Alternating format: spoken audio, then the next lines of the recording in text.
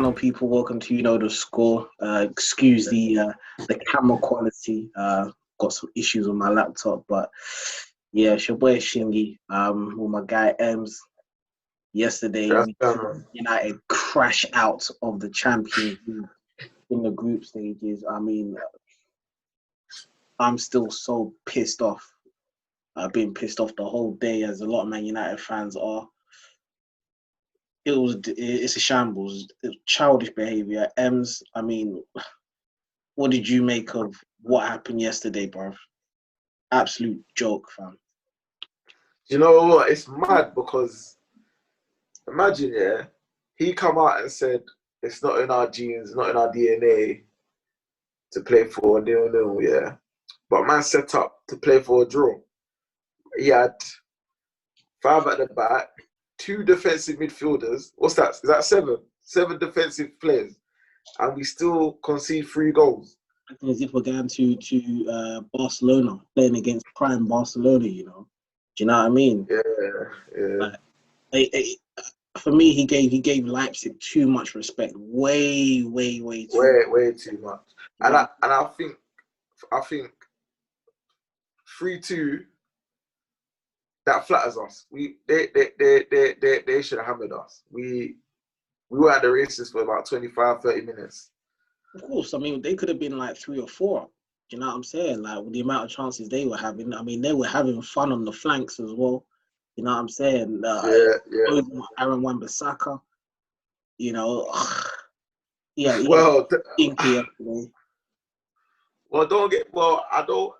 Listen, I wasn't very keen on us signing him for that amount of money. I thought that money was too much. I don't think, I'm not only just saying it based on today, but I've been saying it from the day we signed him. A great one-on-one defender, but I think that era of just being a good defender, that was during Gary Neville days. Now you have to be great going forward as well as good going back, and his position is not very good. The last couple of games, his position has not been very good, and he's doing things that he can't do. Like that back heel. What was that, please? What was that? He's tripping over his feet. Like, it's not like, I don't know. Like, for me, we might need to address the right back situation, even though he's paying 50 million. But listen, I cannot see Wan-Bissaka getting better going forward, in my opinion. I think it's easier to coach defensive work than it is going forward, in my opinion. So for me, I don't know, man. I think Leipzig just exposed him, in my opinion. That back heel cost us a goal because they won the ball, and then obviously Luke Shaw, he had to recover. He had to clear it, yeah. Yeah, he had to recover, and then subsequently from, I think it was the corner, they managed to get a goal, I believe. But irrespective of that, like, for me, I just don't understand why Solskjaer decided to change it and switch it up so much, in a game that we must not lose, Yeah. And you wanted to be so defensive, like you're playing with 5 defenders at the back, right? Yeah. And the 2 DMs, yeah. You're acting as if the 2 DMs, are Modric, Cruz, or Xabi Alonso, or Paul Scholes, who are excellent quarterbacks, you know what I mean, and are ball playing midfielders. You got Matic and Scott McTominay. How are we supposed to move the ball through the midfield? How? And that's it. And the thing is, Leipzig's tactic, they had no striker. They had a false 9. So basically, you got 5 defenders, 2 defensive midfielders. What for? You're not marking no one. What for? We've just got. And then do you know what summed me up, right? Them substitutions, but what was that about, please? So half time, you take Tellez off. You keep Luke Shaw on, someone that hasn't played for a month. He hasn't played football for a month. And his physique. It takes him weeks for him to get match fit. And you keep him on. Yeah. Yeah, and on a yellow card, even though he won the ball, man. And then okay, cool. And then you take him off, you bring Brandon Williams on, then you take Fosu Mensah. I mean, you take Wan-Bissaka off, and you bring Fosu Mensah on, which I don't get. What's the difference? There's no difference there. Fosu Mensah is just as bad going forward as much as Wan-Bissaka is. Then you take Victor Lindelof off and put Twanzebe on. What's all that about? So basically, you ripped up the whole backline by Maguire and put defenders on. What for? What for? What for? You asked me, I was just as confused as you. So basically, you wasted subs. We need a goal. We need some invention. You know, we've managed to get one back with the penalty. So you're thinking maybe a Mata can come on or an Igalo can come on. Yeah. But you've basically wasted subs. Mm-hmm. I just don't understand it. And yesterday, just epitomized my concerns about the way we've been approaching games, and I've been screaming it for a long period of time. Like I'm really getting so since Southampton last season. Since Southampton last season, right? We've been starting games slowly, fucking slowly, yeah, and we haven't addressed it, and I don't understand why. We can't continue to be starting games slowly, yeah, and then expecting to rescue the game. And we do it all the time. We do it all the fucking time, man. And the thing is, people have been saying, yeah, okay, you know, we've won the game though. We've won the game. We've got the 3 points. That's all that matters. Listen, when you play at the highest level, you're going to get caught out, and it showed that in the Champions League against Istanbul, right? We gifted them a 2-goal lead. We subsequently lost that game 2-1.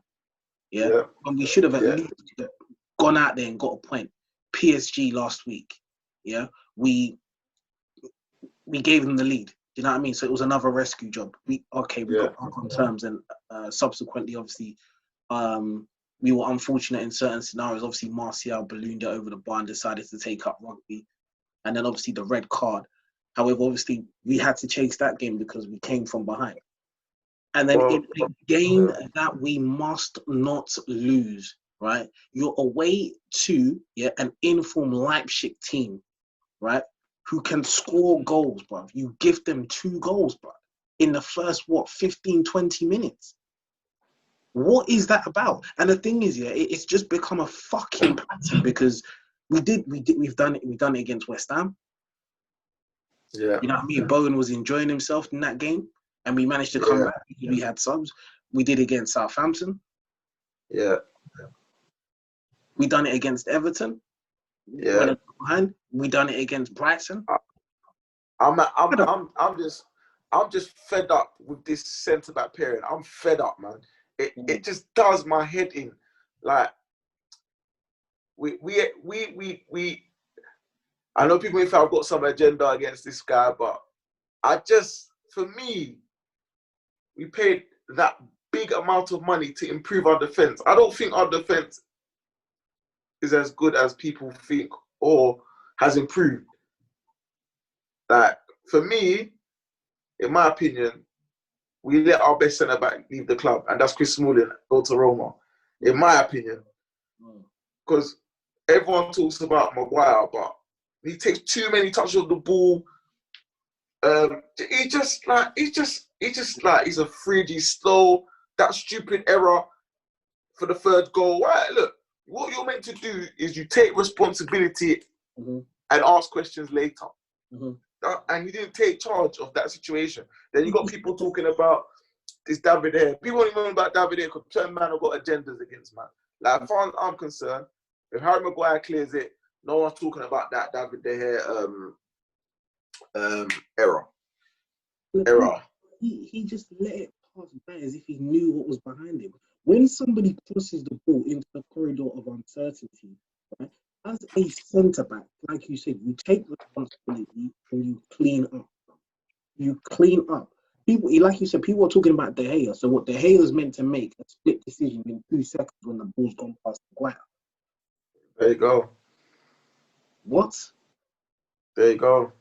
I honestly think this guy, Harry Maguire, especially the English pundits, I think he gets away with murder. Like, 100%. man's been found guilty in Greece. Is it Greece? Whatever it was, yeah. But people have swept that under the carpet. No one talks about that. Man makes that mistake against Tottenham. I think it was 3 mistakes against Tottenham. No one really talks about that. You know? And I think, you know what? Because that's probably a good thing, man. Obviously, I wanted Pogba to start, but it's probably a good thing man didn't start. Because if he would have started and then would have lost, everyone would be talking about, Paul Pogba's agent is the reason why we lost. But that's not the case, because this game has been an ongoing pattern since the Southampton game, like you mentioned. We always start slowly. We can't always do this rescue job. It's impossible. One of these teams are gonna punish you, and we got punished yesterday. Punished, and that shows for me. Ole Gunnar Solskjaer, in my opinion, has taken the club as far as he can go, because he's not good enough. He's not good enough to be managing Man United Football Club. He don't have this CV. He shouldn't even be in charge regardless. When you just think about and look, he's not good enough. Like, and now for me, I feel like now it's just like last season. Now we're in the Europa League, Thursday night football, the MDL Cup. Yeah, it's just like last season. He's not gonna take us where we need to be. As far as I'm concerned, we should have been finishing second minimum. Do you look? Real Madrid apparently today was on the brink for the first time ever to be knocked out. Yeah, for the first time they've been knocked out the group stage. Yeah, and look, Zidane pulls out the bag. They're now through winners. Yeah, so they grab the initiative. You know what I'm saying? Yes, we're a big club. What? Man United should never ever be in Europa League. Like, that's an insult. We're Manchester United Football Club. But we're becoming Europa League regulars though. I saw a stat say something about Man United only have 2 more victories than Arsenal in the Champions League. I think, something like that, isn't it? Right? That's an embarrassment. Absolutely. And me personally, I back Jose Mourinho when he said, "How can a team finish 3rd in the Champions League, get rewarded a place in the Europa League? That is an absolute disgrace. I'm sorry. We don't deserve European football. We don't. Yes. And I was saying to you the other day, I think it was a couple of days ago, I said, listen, if we're gonna go Europa League, the objective for me is we have to win it. And I don't want to be in it. But if we're in it, we have to win it.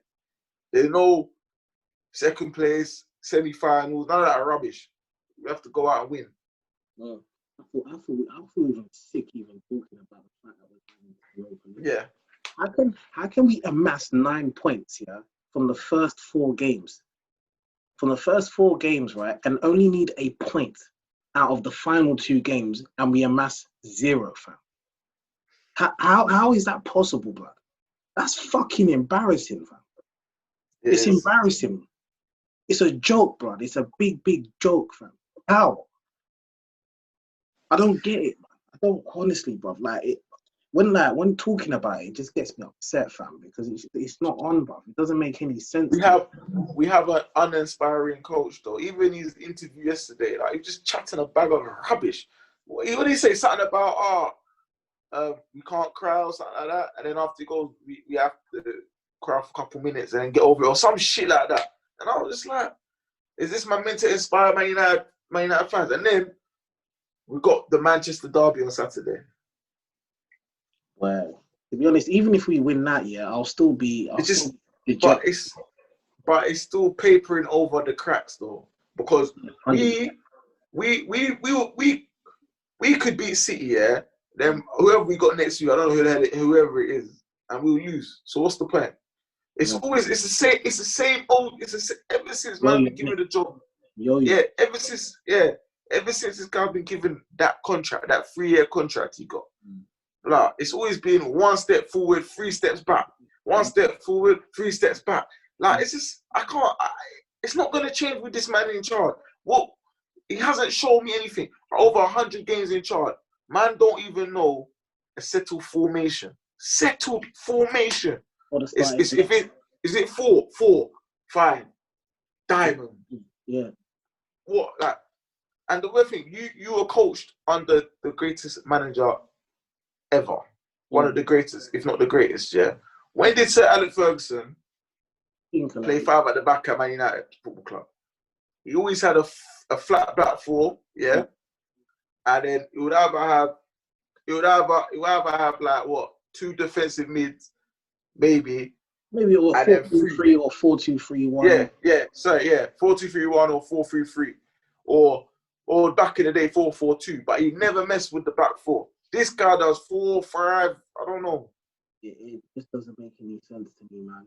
I mean, you know, changing the systems continuously. You know, we don't know the personnel. You know, we go into games thinking who's going to start the game. I mean, how Pogba or Van der Beek did not start that game, I just don't. I don't. You know, you can't keep on changing personnel. And I think Rio Ferdinand said it perfectly yesterday. It feels like, yeah, that Solskjaer is still trying to figure out what his best formation and lineup is, as opposed to him saying, "Look, this is the way this is my formation. This is my formation. Yeah, this is the way you're gonna play. If you're not with it, then you can fuck off. If you're not buying into what I believe in how we're gonna play, then you can get out the door." Instead, he seems to be kind of like trying to rotate to please certain players. Do you know what I'm saying? Find a system, find your personnel, and run with it. If the players don't buy in to your formation, then you can go. But that's the thing. But the thing for me is, right, I think every Premier League club but us has a settled formation. More or less. You more or less know the formation from Burnley up to us. From who's bottom of the league? Sorry, is it Sheffield United? Sheffield United, you know, yeah, they're gonna play 5 at the back, 5-3-2, whoever it is, yeah. Us, I couldn't tell you from 1 week to the next week to the next week to the next week. But like for someone that's had over 100 games in charge, that's criminal. That is absolutely criminal. It is criminal. It is criminal because you should know the system that's going to work. Like as a coach, you should know, okay, this is the way I'm setting my team up. Okay, this is the personnel I've got. These are the best personnel for that system. They need to buy into it. Because you look at Liverpool, yeah, they have a system. They can bring certain players in, yeah, to the team. I mean, when we came back from the international break, they had a lot of injuries. Yeah. Yeah. They had, I think, that Nico Williams guy come in, that Jones guy. They had players playing in different positions because of the injuries. But the reason they played very well, and the reason for that is because the players buy into the system. They buy into the system, yeah, because they're well drilled on the pitch. Klopp has said, this is how we play the game, right? And if you come in, you need to play like this. Do you know what I'm saying? Yeah. If we have a couple of injuries, you just know that Solskjaer, he's gonna try and tinker with the formation. Yeah. Honestly, I don't know, man. For me, I just feel like we should make the change because I don't see it getting any better. Like for me, like if we don't get Champions League football, then we have to focus on the Europa League, and that I don't have faith in. Like we had last season, for example, how can we get to 3 semi-finals or not even get to 1 final? That's criminal. Criminal. And people are talking about progress. What progress? Well, what progress? If you're talking about if you're talking about progress, I mean, okay, yeah, we got into the Champions League. People saying that's progress. We finished 3rd, but now in December we've gone back to the same objectives as last season, as you said earlier.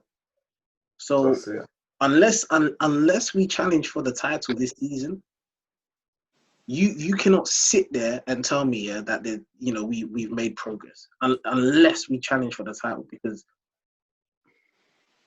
he has to he now, in order for him to show that he's made progress, he needs to get to at least one final.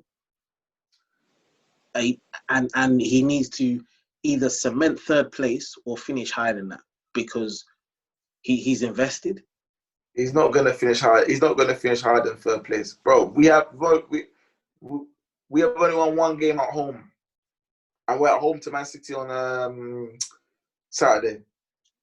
We can't keep relying on our away form to dig us out. We need to start winning at home, and with this man in charge, I can't see no light at the end of the time. I think he's out of his depth, and that coaching staff, I don't know, man. For me, it's time for change.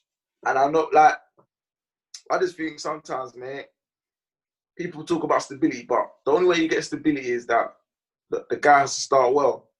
You get me? Time is earned. You can't just be in a job because you're a club legend. So but what? Do you think they will make the change? No, because that'll be Woodward's fourth appointment. Is it fourth or third? Fourth appointment. Fifth. See, I wouldn't say he appointed David Moyes, but if you want to count that, you can count that. But I wouldn't say he appointed it. It's his fourth appointment. Yeah, so he appointed LVG, Mourinho. If he gets rid of him, it will be his fourth appointment. Yeah. Oh yeah. So obviously you don't want to be looked to see that. But obviously at the time, that PSG game, I think what we should have done is wait to end of the season. But I think obviously maybe if we signed the contract, we can get our targets in early and things like that. Or what he should have, could have. I know it's all should have, could have, would have, but what he could have done is had someone in the background. Maybe he actually wanted Pochettino, but we couldn't get him out of the club at the time. I don't know. But Pochettino was out there. He said it on Sky Monday Night Football that he's ready, he's available, he's refreshed. If we're a ruthless football club, you make the change, you bring Mauricio in, you give him what he needs, and then because he's got a great track record of improving young players. So I think he fits the profile of Man United, in my opinion. Obviously, other than people throwing us say he hasn't won us nothing. But what's Oli won us?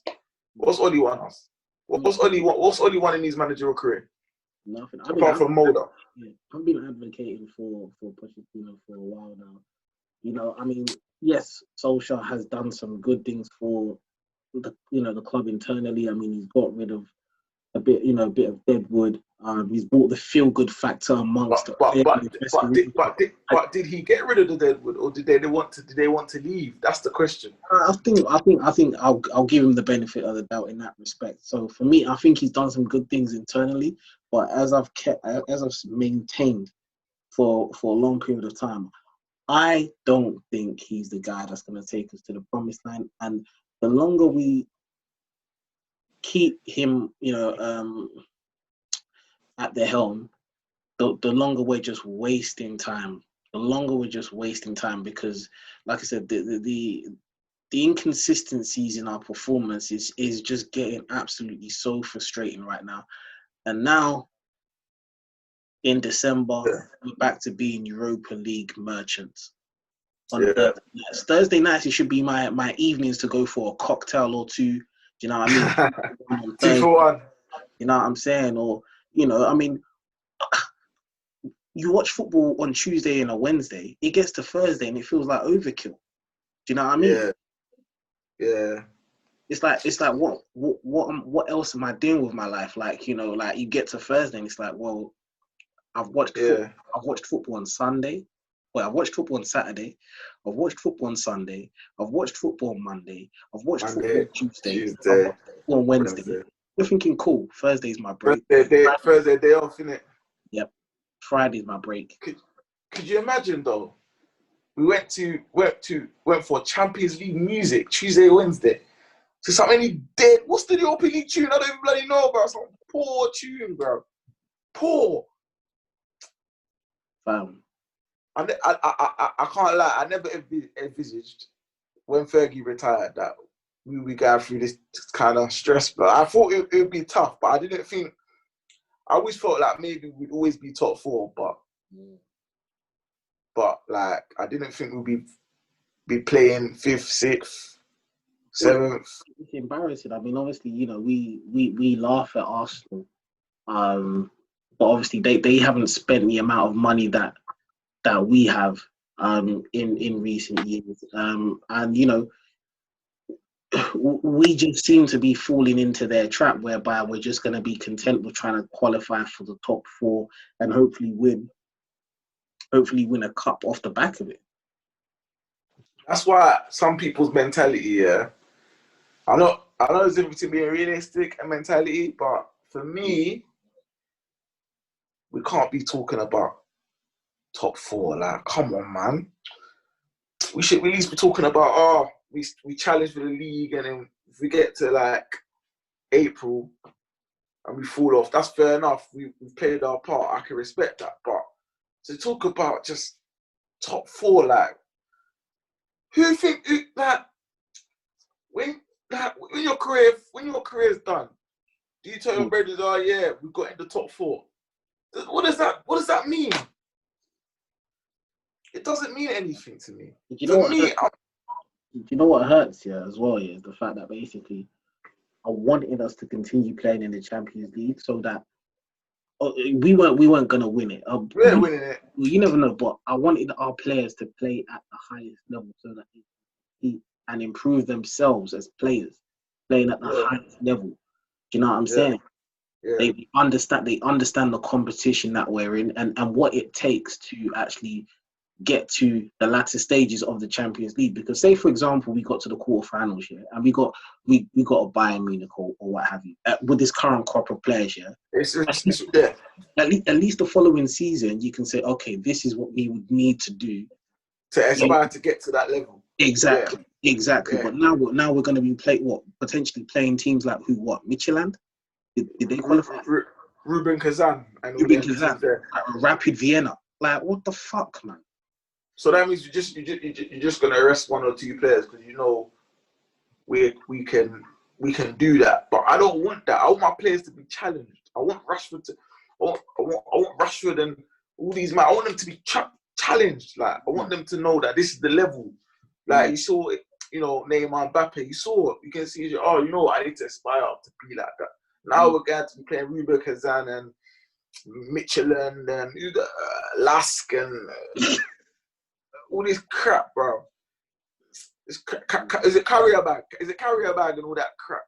Was it Trabzonspor or something like that? Yeah, Trabzonspor and all this crap. Like, no disrespect to these teams, but come on, we're Man United Football Club. I've never Europa League football. I think I feel like we've been in Europa League more times than I've seen. You know, Sir Alex Ferguson make us play Europa League football. I think I've only seen maybe twice, maybe once. It's so depressing, bro. It is so depressing. And to go out in the fashion that we did there, it's not even like the worst thing is we got two of the hardest fixtures out of the way. We got PSG away out of the way. We got 3 points. We got Leipzig at home. That's it. 6 points. 3 points. And then we go to Istanbul and then do that. But okay, we get the 3 points against them at home. So you're thinking, okay, cool. We got the 9 points. And then we bottle. It's not like, let's say, for example, we lost our first 2 games. Then we beat Trabzonspor twice. Trabzonspor. Istanbul twice. So we got 6 points. And then we beat PSG at home. Yeah, and we got and we're going into the final game against Leipzig, hoping that we can get a point. Do you know what I'm saying? Like we've at least given ourselves an opportunity to what makes it worse is that it was in our hands. Yeah. In our hands. Even after the first 2 games, blood. Because who wouldn't have wanted Istanbul back to back? It's annoying, isn't it? And back to yesterday's performance. I don't know, man. It's a disgrace. How can our two for me, Scott McTominay, I'm sorry, I know local lad, come through the youth system, but For me, would man start for West Ham United? Would he start for? Would he shine at West Ham United? I don't think so. Would he shine at? I don't know. Who can I think on top of my head? Crystal Palace. Why is he at Man United Football Club? If he's just gonna pass the ball sideways, backwards, like what does Scott McTominay do, please? I just don't know. No, but that's a story for another day. I mean, before we wrap this up, because we could go on all night. Yeah, we can. Any positives that you can take from yesterday's game? What's that, mate? Any positives you can take from yesterday's game going into the rest of the season? I guess we only wake up when we're a couple goals down, innit? Basically. And going into Saturday's game, what are your predictions for that? Probably best that we give Manchester City a 2-goal start, innit? Basically. Yeah. I was saying. Yeah, probably be 2-0 at half time, and then wake up, and then probably a 3-2 win to United. It's ridiculous. Man United can do 3 things. 1, we win 3-2. 2, we lose 3-2, or the game ends 3-3. That's just United, isn't it? Or that's under Oli, should I say? Under Oli. But right now, for me, my predictions right now, I don't like to bet against United, but for me, I can see a City 3-1 win, and it hurts me to say that as a United fan. But it could further compound our misery on Saturday, boy. But we'll have to wait and see. But once again, thanks for joining me this evening. No problem, bro. No problem. The handle is down below. You'll see it. You can follow me, Shingy_LDN on Instagram. Make sure you hit that like button. Make sure you smash that subscribe button. It takes 2 seconds. I'm saying make sure you share it with your family and friends. Follow YKTS Football on Twitter and Instagram as well. And yeah, we'll be back after the Manchester derby.